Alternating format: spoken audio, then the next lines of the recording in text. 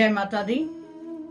बच्चे का जब जन्म होता है तो हम सभी अपने बच्चे की जन्म कुंडली बनवाते हैं कि बच्चे की कुंडली में कौन सा ग्रह अच्छा है, कौन सा ग्रह अपना बुरा प्रभाव देगा।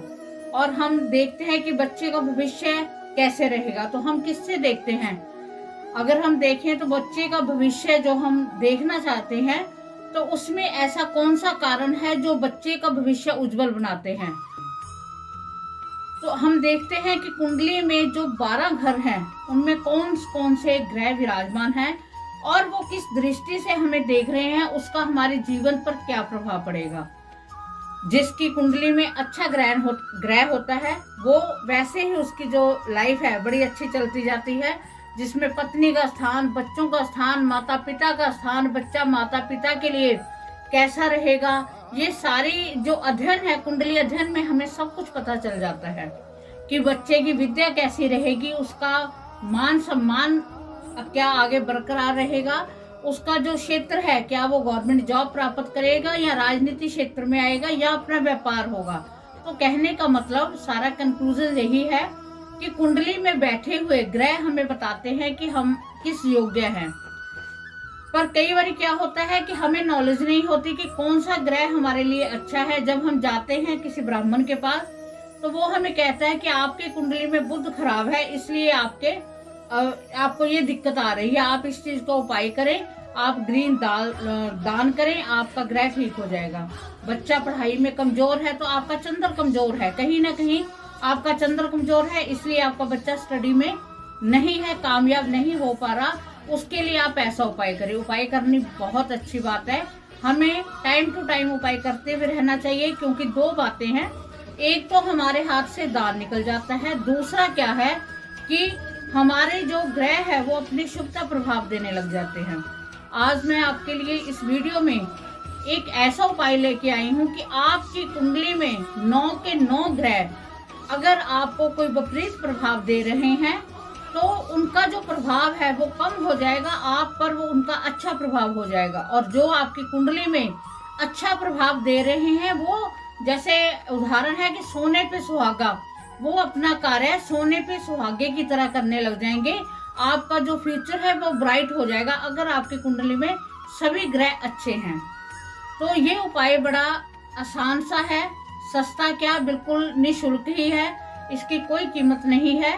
तो आप इस उपाय को करके देखें। ये उपाय आपने सैटरडे को करना है और कंटिन्यू आपने 9 शनिवार को इस उपाय को करना ही करना है।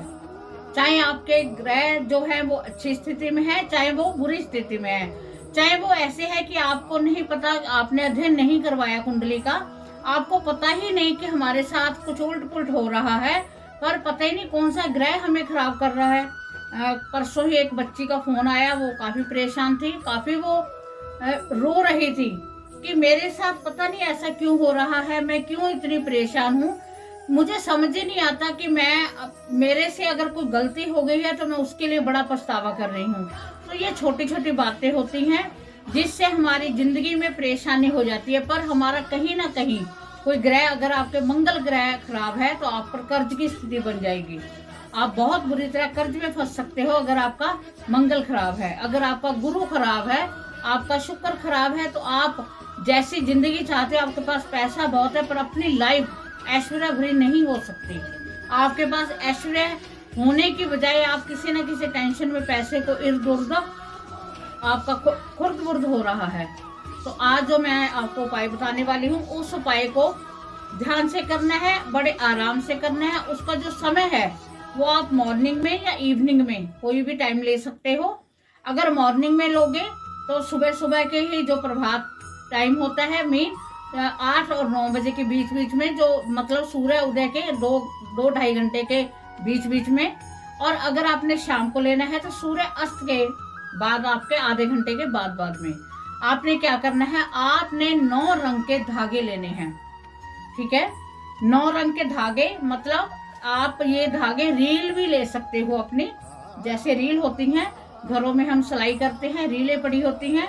अगर नहीं, आपकी श्रद्धा है कि आपने कैसा धागा लेना है, उसमें सभी तरह के कलर होने चाहिए। ये नहीं कि हमने व्हाइट कलर में 3-4 कलर ले लिए, एक आसमानी ले लिया, एक बिल्कुल वाइट ले लिया, एक थोड़ा सा ऑफ वाइट ले लिया, ऐसे नहीं। एक आपने येलो ले लिया, एक ग्रीन ले लिया, एक ब्लैक ले लिया, ठीक है। एक आपने ऐसे करके, मतलब आपने कोई जैसे आपने ग्रीन लिया, ब्लैक लिया, वाइट लिया, ब्लू लिया, रेड लिया, ऐसे करके आपने 9 कलर के धागे आपने लेने हैं। उस धागे को आपने अपने कद के, जिसको आपको लगता है कि इस पर ग्रह की भी जो बड़ा परेशान है, इसका कोई कार्य नहीं हो रहा, और ये तो मैंने आपको पहले कहा है, ये शुभता के लिए भी है, तो आपने अपनी लंबाई के बराबर 7 बार वो धागा मापना है। और आप इसका एक बेस्ट भी कर सकते हो कि जैसे आपने 9 रील ली है, सभी को एक साथ खोल लीजिए और एकदम आप नापते चले जाए। ये ध्यान रखना कि उलझन ना पड़े उसमें, मतलब क्योंकि ये आपने आगे लपेटना है।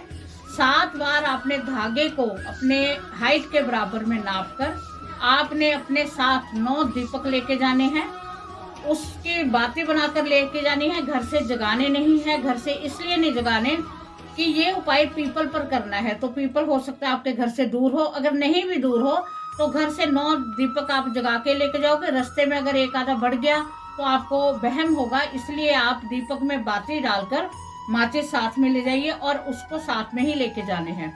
उसके साथ आपने थोड़ा सा गुड़ ही ले जाए, मीठा जरूर लेके जाना है, और 1 लोटे में जल लेके जाना है। बस ये 4 आपको चीजें चाहिए।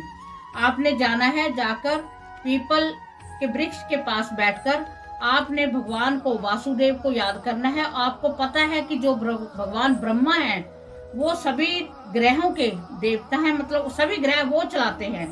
ब्रह्मा जी जैसे कहते हैं कि सृष्टि चलाते हैं, ग्रहों को भी उनके अनुसरण से ही वो चलते हैं। आपने उनका ध्यान करना है कि मेरे ऊपर अगर कोई ग्रह का बुरा प्रभाव है तो वो प्रभाव खत्म हो, अगर अच्छे हैं तो वो मुझे और अच्छा प्रभाव दे। आपने ये प्रार्थना करते हुए ओम नमो भगवते वासुदेवाय नमः का जाप करना है। वहां पर बैठ के आपने प्रार्थना करनी है। पहले आपने जल चढ़ाना है। जल चढ़ाते वक्त थोड़ा सा आपने जल बचा कर लाना है, पूरे का पूरा जल नहीं चढ़ाना, थोड़ा सा आपने बचाना है। उसके बाद में आपने मीठा भोग लगा देना है। उसके बाद में आपने 9 दीपक जगा देने हैं। 9 दीपक 9 ग्रहों के दीपक हो गए। उसके बाद जो आपका धागा मिना हुआ है, जो आपने मिन के लेके गए हो, उसको आपने वृक्ष पर लपेटना है, पीपल के ऊपर लपेट देना है आपने। उस पर ये ध्यान रखना है कि जब लास्ट हो तो वो आपने बीच में फोल्ड करके लगा देना है, बट गांठ नहीं बांधनी। इस बात का आपने ध्यान देना है। और आपके मन ही मन ये प्रार्थना चाहिए करनी है अपने कि मेरे जो 9 के 9 ग्रह हैं वो अपना शुभता का प्रभाव दें। मेरे से अगर कोई उपाय में गलती हो गई उसके लिए मैं क्षमा चाहता हूँ। तो आप ये करके, उपाय करने के बाद में, मतलब सारा करके बड़ी शिद्दत से, श्रद्धा से आपने करके दीपक जगाने हैं, हाथ जोड़ के प्रार्थना करनी है। अपने मन की भावना जो है वो वहां पर बैठ के करनी है।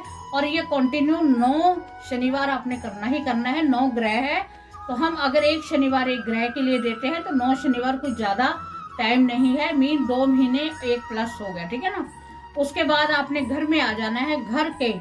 घर में आने के बाद जो आप जल लाए हो उसको चारों दिशाओं में तो डालना ही डालना है। हमारे 4 कोने हो गए वहां भी डालना है, और 10 दिशाएं में थोड़ा सा आप ऐसे करते हुए आपने प्रार्थना करनी है कि हमारे घर में जो भी नेगेटिविटी है, जो हमारे ऊपर कोई गलत प्रभाव है, किसी भी चीज का गलत प्रभाव है, वो दूर हो जाए और आपके जो ग्रह है वो शुभता का प्रभाव दें। आप यकीन मानना कि ये एक ऐसा उपाय है, इस उपाय से आपको अवश्य ही लाभ मिलेगा। आपको 3 या 4 शनिवार से आपको इसका एहसास शुरू होगा भी हाँ वाकई ही हमें इस चीज का फर्क पड़ रहा है। तो आप इस उपाय को करके देखिए। आपको ये उपाय बहुत, वाकई ही कहते हैं कि आपके ऊपर आपकी जो श्रद्धा है, आपकी जो भक्ति है, उससे आपके वाकई ही आपके जो ग्रह है वो आपको शुभता का प्रभाव देंगे। तो उम्मीद है कि आपको वीडियो पसंद आई हो। अगर आई हो तो चैनल को ज्यादा से ज्यादा सब्सक्राइब करवाओ, क्योंकि सभी को इसका फायदा मिले। बेल आइकन पर क्लिक करो, क्योंकि मैं हर संडे रात को 9 बजे लाइव होती हूँ। अगर आपकी किसी की पर्सनल कोई भी प्रॉब्लम है तो आप मैसेज करके रात को 9 बजे, संडे को रात को 9 बजे जब मैं लाइव होती हूँ, मैसेज करके पूछो, सभी को उनका जवाब मिलता है। और जो लाइव वाले एपिसोड होते हैं, जो इसकी वीडियो होती हैं, उसमें जो उपाय बताए जाते हैं, जिसकी प्रॉब्लम का जैसा उपाय है वो आप भी अपनी प्रॉब्लम के लिए कर सकते हो, उससे भी आपको बहुत प्रभाव पड़ेगा। तो इसी के साथ जय माता दी।